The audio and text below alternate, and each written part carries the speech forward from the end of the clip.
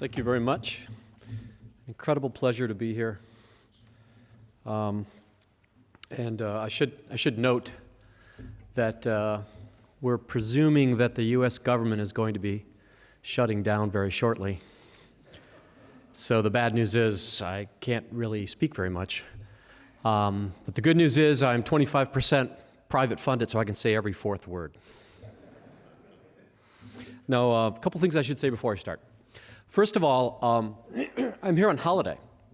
There's a specific reason for that, and that is while I'm president of the Society of Automotive Engineers and I work and am funded by the U.S. government, by being here on holiday I can pretty much give my own opinion on a lot of things, so I wanted that freedom. So it gives me a chance to talk about the work we're doing, some of the research we've got, but also inject opinions, which normally is something that national lab people from the United States are not allowed to do. So that's one aspect of it. I have a side reason for being on holiday, and that's that I brought my wife, and we've always wanted to go to Australia, so this was a good opportunity.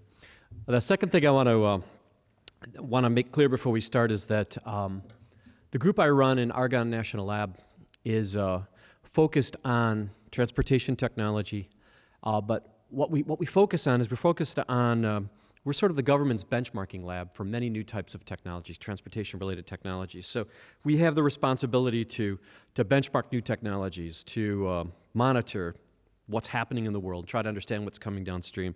We do research and development, we do modeling, we evaluate, we direct resources, we act as a helpmate for the U.S. government policymakers as they make decisions on which direction they want to go in.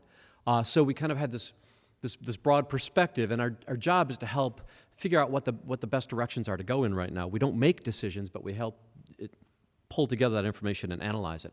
So much of what I say here is going to be obviously U.S.-centric and U.S.-focused because that's where the data comes from that we're working on. A lot of these things can be extrapolated internationally, and of course our job is to look internationally and then relate that information to the U.S., but for the most part a lot of it's going to be, so I apologize in advance because a lot of it's going to be focused with U.S. data and U.S. information. Now, our group, one of the prime things we've been focused on for a long period of time is the biggest threats to the United States. And one of the biggest threats is the fact that we're so greatly dependent on petroleum. So a lot of our work is try to evaluate technologies that will replace petroleum, minimize the impact of petroleum, and find other pathways. So for most of my career, we've been focused on different types of technologies that will reduce our reliance on petroleum. So what I want to talk about a little bit today is I want to talk about some of the really cutting-edge type technologies that we're focusing on, directions that we're going in right now. But I want to give a quick context as to things we've looked at in the past, a whole list of things that were going to kill petroleum, and except for the last one at this point, all of them have one specific thing in common, and they all died trying to kill petroleum. So if we go down the line, you can see from 1980, which was before I even got into college, synthetic fuels from shale were going to displace petroleum for the United States. Methanol was going to be one of the big issues. We were going to create methanol, and it was going to displace petroleum. That was killed for infrastructure reasons. Electricity, battery electric vehicles were going to kill petroleum back in the mid-90s. That died because of infrastructure shortfalls as well as problems with the technology. Hydrogen in 2000 was going to eliminate petroleum, and it died almost exclusively from cost, but also from infrastructure problems, inadequate, insufficient infrastructure to actually support the technology. Ethanol, as recently as 2008, was something that we were going to ramp up and use. While we were able to develop technologies that could use ethanol extensively across the United States, we're limited by the fact that across all of the U.S., all of our pumps were built, all of our fuel pumps were built only to handle 10% ethanol. And breaking through that barrier meant replacing all of those pumps. Lack of foresight in terms of how we built those pumps has fundamentally limited how we can use ethanol to try to break our dependence. While we probably have the capacity to make enough ethanol, we have no infrastructure in place to actually get that into vehicles without rebuilding our entire infrastructure for fueling, and no one's figured out how to get around that yet, other than through slow, steady replacements as things become obsolete. And finally, electricity again. We've started another push for electricity. I'll talk about the status of that right now, what are problems we have with that new technology, and how, once again, infrastructure is probably one of the fundamental things that we're going to be dealing with and having to overcome to try to make electricity and electrical vehicles a reality. Now, let me talk about the headwinds. as we go forward, there are a series of headwinds that come together that are really affecting how we're looking at some of these new technologies. There are some positive things that are happening right now in the energy front from the transportation perspective, but for the most part, we have a series of headwinds that indicate we're going to have to continue in the direction we're going because we're going to have problems. One is just worldwide motor vehicles. Stocks and sales are projected to increase dramatically, I should say. Not in the United States, but in other places. Chinese growth, Indian growth, Central America, South America, the BRIC countries will see dramatic growth in vehicles, which means that petroleum demand, whether we handle the problem inside the U.S. or not, is going to continue to explode around the world. So we're going to see continued pull on petroleum. We're going to have to keep focusing on that as a problem. In addition to that, urbanization, energy, transportation. In 2020, 60% of the world's population will be in megacities, potentially. 80% of that wealth will be controlled in those urban areas, but only 14% of the world's population has access to transportation, but from what we're seeing, a large portion of the rest of the world wants access to that transportation.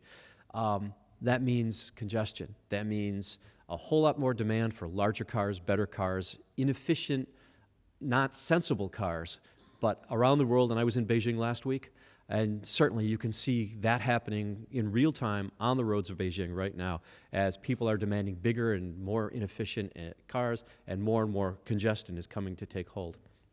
Now, the changes in the U.S., this is a chart we've shown probably for the last 5 years, showing how the need for oil-reducing technologies in the U.S. are really dire.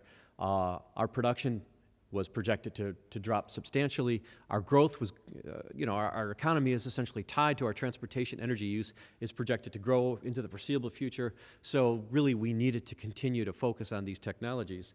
The biggest portion of that oil usage is going to be light vehicles, light trucks, essentially personal transportation. That's why much of the research we're doing is focused on those areas. But the growth curve was ominous. We see we're becoming more and more dependent. That's driving us to do things that we'd rather not do, diplomatically, economically, militarily. A lot of things we get sucked into that we'd rather not get sucked into, but we have to because of our dependency. Now we're seeing a shift in that. If you see the discovery of substantial new oil stocks in the United States, really is quite optimistic from this perspective. We see the U.S. turning around from being a net importer to maybe getting control of its own market, maybe becoming less dependent. Just the tight oil discoveries right now show a dramatic increase in stocks in the U.S., which, while they probably won't wipe out our imports, will take a big bite out of it and give us the leverage we need to get our costs down substantially. You can see it's actually happening real time. Since 2005, our oil imports have literally plummeted. This chart has continued down from when I put it together about a year ago. From a peak of 13.5 million barrels per day, we're now down in the 7 or 6 million barrels per day range, meaning that our dependency has dropped really dramatically, and that's continued to go down. It's partly because of good things, discovery of new oil. It's partly because of bad things, because our economy fell apart and transportation went away. But in both cases, we're seeing that the oil use in the U.S. is going in the right direction. So that should solve our problem. Problem is it hasn't. Our prices have continued to spike and to fluctuate and to be really somewhat out of control. Oil price volatility has continued to just seesaw up and down. And now that up and down means more than you actually, when you see prices going up and down, because what it means to companies and industry and investors is every time it drops, if they've invested in clean technologies, they've lost everything they've invested because people aren't interested anymore. Ethanol is a perfect example. From that spike you see at the top of that chart down to the bottom, anybody who invested in ethanol technology probably lost any money they put into it because suddenly low fuel prices made that an irrelevant investment. Right after that, the prices went back up again, and across the Midwest, the United States at least, oil companies stepped in and have purchased most of the assets that were built by the investors trying to build ethanol. So it's that seesaw that destroys what we're trying to do. So it's still a very important effect on us, which is why we continue to work and focus on our petroleum and why it continues to be a problem. As I said, these are all headwinds. Now, so what's our response been? From the U.S. perspective, our response has been a lot of things we're trying to do, but one of what I'm focused on is we focused on research to try to dig us out of the hole, to try to find ways to come up with new technologies that will replace our petroleum and give us the opportunity to really have more control over it. I won't go through this whole list, but there's a wide range of different technologies we've been working on probably since about the mid-1990s to try to figure out what's going to be the thing that will help us lower our petroleum usage. Many of those research areas have been dead ends. They've been interesting. Good progress has been made, but they've been dead ends. But several of them have really dropped to the top to have potentially quite an influence on the work that we're trying to do to lower our petroleum usage. Skip ahead a little bit. 4 major things really have popped to the top. So I'll talk about 4 of these research areas right now and try to give you an assessment as to where they are real time. Advanced combustion, electric vehicles, natural gas, and autonomous driving are probably 4 key areas we're working on right now where we see potential for reducing our petroleum usage. But each of these areas, or some of these areas, have substantial infrastructure implications, and that ultimately that cracking of that infrastructure problem may or may not be how we actually get forward on that. Now, I jumped forward a little bit. I wanted to talk a little bit about these technologies as to how we've been able to evaluate them and select the top ones. And the way we did it was really a system of well-to-wheel life cycle analysis of the types of alternatives that we have. Now, one of the big problems we have with technologies is when you start to look at a technology, whoever's trying to sell it to you is essentially trying to sell you the little piece of that technology that looks good. I could use fuel cells as a good example. Somebody who wants to talk about fuel cells and fuel cell technology will show you just how efficient the fuel cell is as a box in the car. But what they'll try not to do is they'll try not to step further out, look at the bigger picture, and look at the cost of the hydrogen, where it comes from, what it costs to store, what it costs to make, how much was lost, how much leaked, all these types of things that come into the picture, and every single one of those things hammers on that efficiency and lowers that efficiency number. So our job as a lab is to take all of those technologies, and this is something that makes us hate it by just about everybody, take the technologies and find out what are the problems, criticize them relentlessly, and find out all the weak links, and then put all those weak links together and try to do a direct comparison of the technologies. And unfortunately, very often, when you lay a lot of these technologies down like that, some of the greenest and nicest technologies tend to have a lot of Achilles heels and things that really need to be focused and addressed. But we need to take those problems and bring them into light so we know what to work on and what to focus on research-wise. Here's how we compare a lot of different technologies. We use the very awkward sort of American variable of grams per mile of carbon. But we use a carbon emissions as kind of a good measuring stick to try to determine which technologies have potential and which don't have potential. So you can look at this chart as we evaluate the different technologies. You can look at today's vehicle for gasoline usage. You see it's 450 grams per mile in terms of carbon that they're using in the US right now. And everything has to be compared to that. Actually, we're not comparing to that. We're comparing to where we're going to be and where those technologies are going to be. And that's where we really kind of go through the crucible to find out what technologies have potential. And as you go down this list, some of them stand out as having high potential. So we've picked those out, and then you take the very important variable of cost, and from those 2 variables working against each other, we come up with which technologies we think we should be working on. And that's where the chart I showed you a minute ago, we pop up with really some fundamental things we want to try to work on. Okay, so let's talk about some of these technologies and talk about where they're potentially going. First of all, advanced combustion. Now, there's a saying in the combustion field in a lot of these auto companies that, and I worked for an auto company for 20 years, they'll say combustion, it's a mess with the best, die like the rest. Combustion always wins. When a new technology pops up and wants to take on combustion, combustion ultimately will beat it. Because you can't just tie it. You can't just tie the variables. You can't just come close. You can't just beat it by a little bit. The pumps are there, the infrastructure's in place, the costs have been sunk. You've got to blow away this technology in order to replace it with something else. And it's going to take time to blow it away.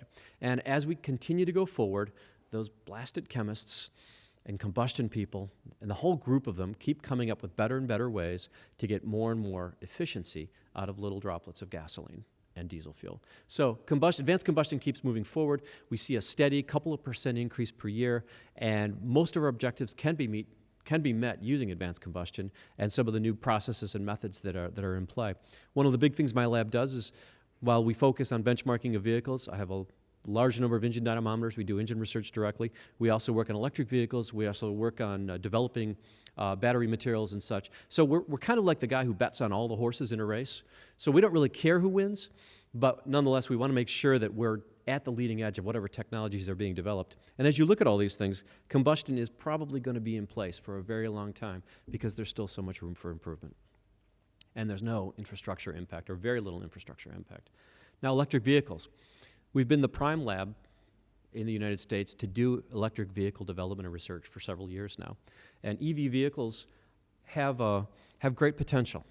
They have a lot of advantages in terms of specific area improving efficiency, and in specific area improving emissions, such that the US government in 2012 launched an initiative, a 10-year initiative called EV Everywhere. EV Everywhere is really to put its objectives in a single sentence. It's to make the electric vehicle comparable in performance and cost with gasoline, to take on gasoline head-to-head. So that's been the objective.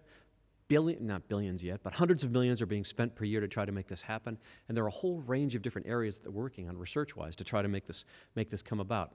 It's still up in the air as to whether or not they'll be able to do it. But it's probably the prime area that has a possibility of displacing gasoline and diesel. Our lab works on battery development, battery chemistry, scaling up battery materials and making bigger and better batteries. So we're really in the game trying to do it. But still, it's jury's out as to whether or not we'll be able to make it. Electric vehicles continue to have obstacles. Range anxiety is probably foremost among those things. It's that a person who buys an electric vehicle is fundamentally limited as to where they can go. That doesn't mean that having a 400-mile battery will actually solve the problem. That might not, because for everybody that doesn't do what they need to do. But nonetheless, when you look at all the different problems people have with electric vehicles, range anxiety, the inability to go as far as they need to go, is probably foremost among them. Now, a range of options have been looked at to try to take care of it. They've looked at battery swaps, essentially gigantic AA batteries that pop out and pop in and you can continue driving. Fast charging, that is being able to plug it in and charge it up in 10 minutes and then continue on your way. Looking at really big batteries, so you have such a huge battery in the car that you never have to worry about range. And of course, the option we like, which is research on better batteries, because that's what we do, but also the idea of researching into better batteries. But if you look all the way down these lines, every one of these things has a limit and has a problem. Battery swaps. We did an analysis on battery swaps. It's an infrastructure problem that limits it fundamentally. There aren't enough vehicles on the road. The batteries cost far too much. Utilization, there's no way to get the type of utilization you want. In terms of the investment that has to be sunk into a battery, the battery costs almost as much as the car. You might as well just buy another car rather than have the batteries to swap out. So that idea died. And actually, the few companies that were working on it went bankrupt recently. So they're limited by the fact that we haven't got enough vehicles on the road to make that happen, and the costs are not low enough. Not going to go forward. Fast charging. Again, fast charging has so many infrastructure problems because there's no place to go in the country where you can actually do the kind of, it's fun, it's physically possible, but you can't go anywhere in the country where you can actually charge vehicles the way you want to. You can't depend on it yet. A lot of money would have to be sunk to make that happen, and at this point, they're trying to pick specific areas of the United States where they'll build out that infrastructure and see whether or not they can solve it, but it's a huge amount of money that has to be spent, and the government's trying to calculate whether or not it has enough money to actually make this happen. I'll talk about fast charging in just a minute, but it's really a broader problem than that. It's a problem of getting power to the vehicles. It's a problem of generating that power in the first place and making sure that it's sensible as to how we build out all that capability and maximize it, essentially the smart grid. And the smart grid is a very interesting and very large infrastructure problem. Really big batteries, doesn't make sense. And research on better batteries, you can do it, but it takes a long time to really develop that technology, and that's not a solution we're going to have anytime near. So how are we doing so far for electric vehicles? These are sales figures from roughly a month ago. If you look at the growth curves, they're actually fairly optimistic. These are U.S., this is, I think, international growth, actually, international electric vehicles. This includes plug-in and electric vehicles. But we have one fundamental problem. If you look at it, you see the growth curves. It looks pretty good, and this is about how hybrids grew, so we may actually get there. It's going to take a long time. We're trying to push this quicker than we should, which means extra cost. But if you look at this, there are really only a couple things that are pure electric vehicles. That's the crosshatch on the bottom is the Leaf, and the bright red is the Tesla. Those are the only pure electric vehicles. So the growth is not really that dramatic. They're the ones that depend on infrastructure. they're the ones that are probably fundamentally limited. The other vehicle growth looks almost geometric. That's because those are plug-in hybrids, not dependent on infrastructure. Plug-in hybrids fundamentally can be charged up in your home or in a lot of different places, and they have gasoline backup, so they're not dependent on new infrastructure development. Their growth is taking off. That's kind of what we predicted. The electric vehicles will grow slow and steady, but that infrastructure and investment will have to slowly catch up. Tesla recognized that problem. I think they announced a few months ago that they're intending to start building out infrastructure themselves at their own cost, but I wonder if anybody has pockets deep enough to really pay for that sort of thing. All right, how do you make this charging work? Well, it really comes down to developing a smart grid. I think the U.S. government is focused on this as one of the prime areas they're really going to pour in resources for infrastructure. This is an area that not only gives back in terms of better utilization of the grid for vehicle charging, but it gives back because it helps us use electricity better everywhere. Some parts of the United States have developed the electric grid concept, and I won't go into how it works, but essentially we're going to produce power just when we need it. We're going to be able to use the optimal power. We're going to be able to prioritize power. The use areas are going to be able to talk to the production areas, and they're going to be able to negotiate and get the best prices all the time. So that should maximize our use of electricity, not just for vehicles, but for everything. It's going to require a great deal of investment, a great deal of development, and frankly, the standards aren't in place yet right now to make it happen. A range of standards are being put together by the Society of Automotive Engineers, which I am, for the next 4 months at least, the president of. So we can rattle off a lot of numbers of standards that need to come together to make this happen, but suffice it to say, it's going to take a while. These standards are consensus standards. They're dependent on a lot of people and a lot of things. And one of the big aspects of interoperability is it's not just a U.S. question. We just put together a center we call the Interoperability Center, which brings together EU, the United States, and China. We're the three groups so far that have agreed to work together to try to come up with a way that all of our vehicles, all of our charging infrastructures, all of our architectures will be the same and will all be interactive. And even with those three groups, we're having issues working together. Some national groups like to negotiate right to the very end. At the last minute, they like to change things so that they have some more control. You could call it bad faith. You could call it a lot of different things, but it makes it somewhat difficult to try to go forward. But we know we have to get together. We have to have a single interoperable structure, but it's just going to take a lot of work, and it's going to be very difficult. We hope to bring in other parts of the country as well, other parts of the world as well, but it's going to be a fundamental and important area with respect to infrastructure. I'm not going to talk about hydrogen. I was going to go into it, but I think we all know what happened to hydrogen and what's going on with hydrogen. The money's not there to build the infrastructure. There are issues. And while the technologies that have been developed are fantastic, the vehicles are amazing. I've driven a whole range of different hydrogen vehicles. At this stage, no one's been able to put together the money to actually get the hydrogen to the cars, and it's going to take a while. Let's talk about natural gas. It's a big issue for the United States. It's also a big issue for Australia because I believe you're one of the world's leading exporters of natural gas right now, and going through some of the same sorts of booms that the U.S. is in terms of finding natural gas just about every place you dig a hole. With some of the new methods. The U.S. is awash in natural gas. I'm not going to get into the environmental implications of it because, frankly, from our perspective, we've already dug the holes. So whatever damage has been done, and we're seeing growth curves like this for our production of shale gas, and this is going to become a real impact in the future. Our total production is expected to triple by 2035. Of the 22 shale basins in the U.S., we've only looked at 7 now. And this is what's happened.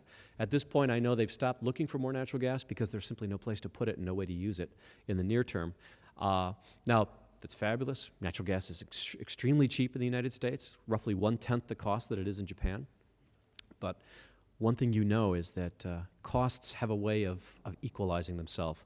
So ultimately, however much natural gas we have in the U.S., it will find its way to Japan, and our prices will go up. So we're counting on that being the case, but it's going to be a resource that we can use and a resource that we can access. The U.S. will likely, shockingly, become an energy exporter in the near future, as Australia will be. So a lot of these methods come into play.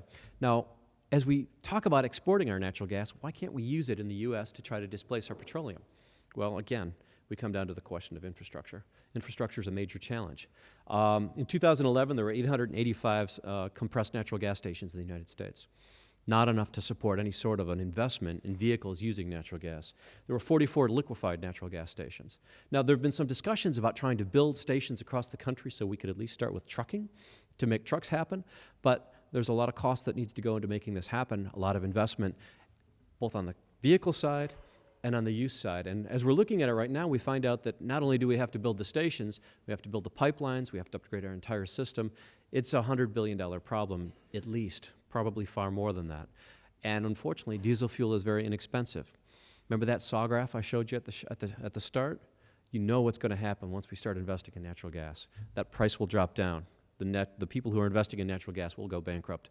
And once again, we'll be in the same situation we are right now. So infrastructure is a fundamental impediment as to how we go forward. You know, putting natural gas on a truck, it's a problem. What do you do with it when you put it on the truck? It requires a very large tank. Fueling it's a problem too. When you're trying to put high pressure gas into a tank, when you gas it up, it heats up. You can only get so much into it. You got to stop back, wait, let the temperatures equalize, then you could put more in. You know, it's 20 minutes, maybe a half hour before a truck can actually fuel itself. Those are problems that have to be dealt with. And nobody has the time. No trucker wants to sit around for that length of time. He wants to get home. Liquefied natural gas, we can put liquefied stations around the country, but we need cryogenics. We need to spend a lot of energy to liquefy it. There are a lot of losses that come into place. So while we have this natural gas, there are a lot of impediments, infrastructure impediments, that keep us from actually getting it into the hands of people so that they can use it for vehicles or so that they can use it for trucks on a wide scale. If you look at that bottom chart of the United States, the thicker the red, the more trucks that go through that area. So those are the main pathways. You don't have to know where it is specifically, but those are the main pathways of transport across the United States.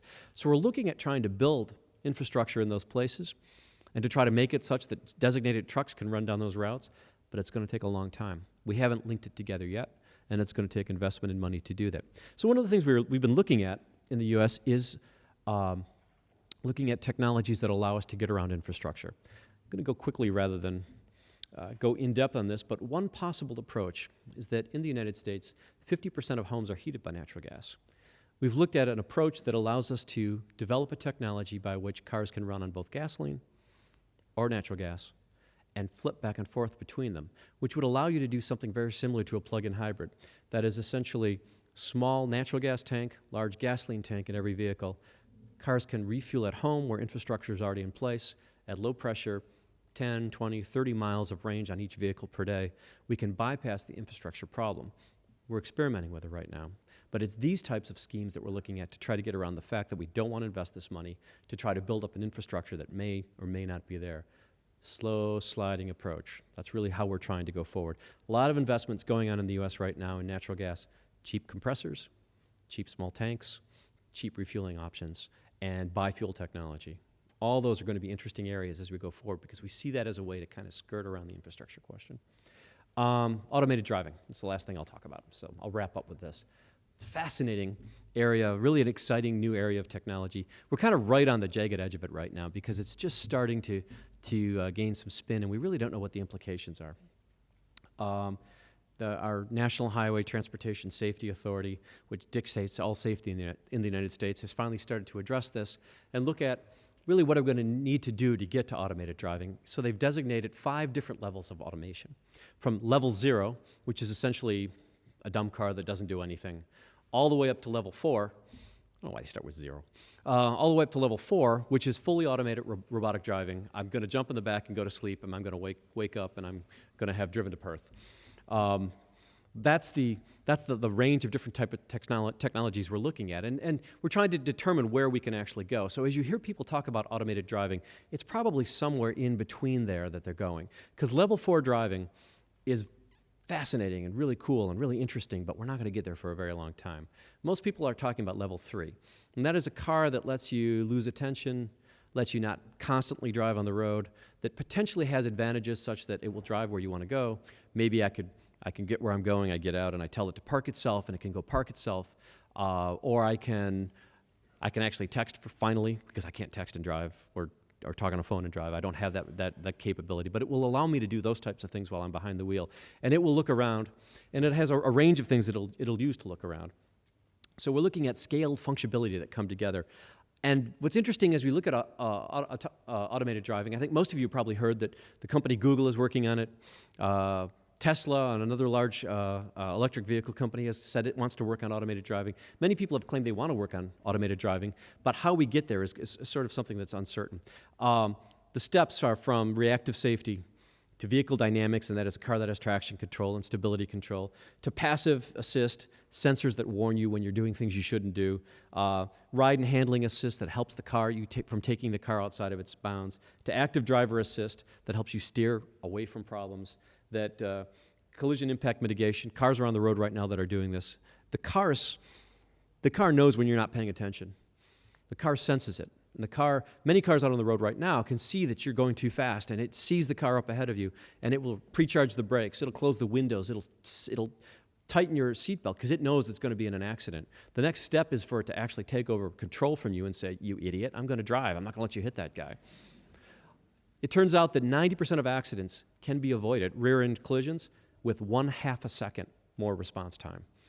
And the electronics can do that. They can look out with a range of different mechanisms. We have shortwave radar, long-range radar, infrared, visual, different types of CCD cameras that can be around the car. The car can be made easily aware of what's around it, and then we can use that technology to have actually it advance and get better. Now, we go from there to advanced driver assist systems that do predictive collision avoidance, that can integrate and talk to the other cars so that the car in front says, "Hey, you're coming too fast." The car behind says, "Yeah, I know, we're going to slow down." The cars can all talk to each other so that they know and stay away from each other.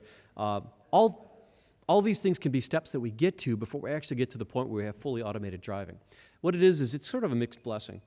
It's a really exciting thing because think about what this could potentially mean. I mean, cars that can see each other, that can make better decisions, that can keep from running into each other. If you look at this, here's an idea of what's really around us for integrated safety. The possibilities are really, it's not that big a deal. It's not the technology that's holding us back. It's really trying to solve the more intangibles that are really going to start to hold us back. I think it was Professor Harris earlier who talked a little bit about the philosophical aspects of some of these decisions. And I guess I would throw back and say, as engineers and as pure engineers, we're not blind to the philosophical aspects of what we have to work with. It's that we're focused on solving the problems rather than talking about how to deal with it. That's for policymakers. Our job is to deliver the tools so we can solve the problems. So as we get to the end of this, let me throw a dilemma in front of you we're dealing with automated driving. Okay, potentially with automated driving, we can come up with great fuel economy gains because the car can more efficiently drive itself. We can have accident avoidance that eventually leads to possibly zero accidents. We can do a lot of things to make the car tremendously safe. How about if I offered you an option? In the United States, there are roughly 30,000 deaths per year from automobiles. How about if I say that in 5 years, we can get that to 15,000 deaths? Just like that. 5 years, we'll take it down to 15,000 deaths. But here's the problem. Of those 15,000 deaths, they are going to be huge cataclysmic accidents where entire lines of cars are going to be wiped out. And everybody in a street will be killed. But when you look at the big picture, there are half as many deaths. But when they happen, it's front page news all the time. Do you want to do it?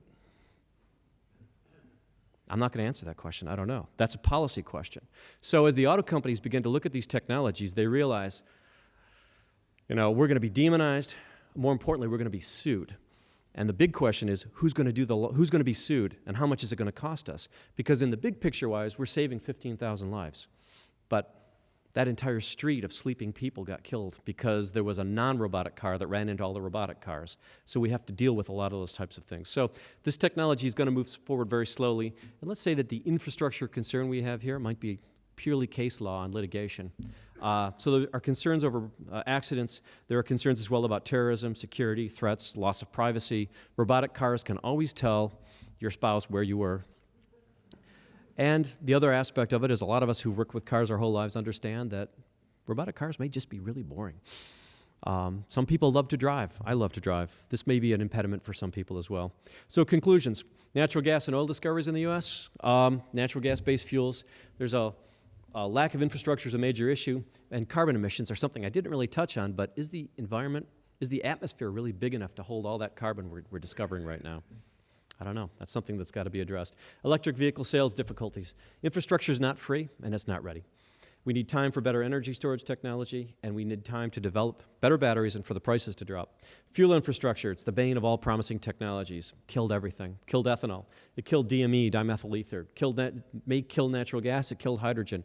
Those are fundamental big problems that we have to figure out how to solve. And finally, automated driving is coming. But how far can it go? I don't know. It's very exciting because of what possibilities get opened up. But as we approach it, it's going to be something we have to approach very slowly. So I'll leave you with this thought. Jevons Paradox. Stanley Jevons issued the proposition that technological progress that increases resource use efficiency tends to increase the rate of consumption of that resource. So as we get more efficient, we get stupid, and we waste whatever resource we're working on. So as we make our cars much more efficient, as we find more petroleum, we're very likely to just throw all of those advances away and just use it and waste it. So that's something we have to think about in context as well. Thank you for your attention.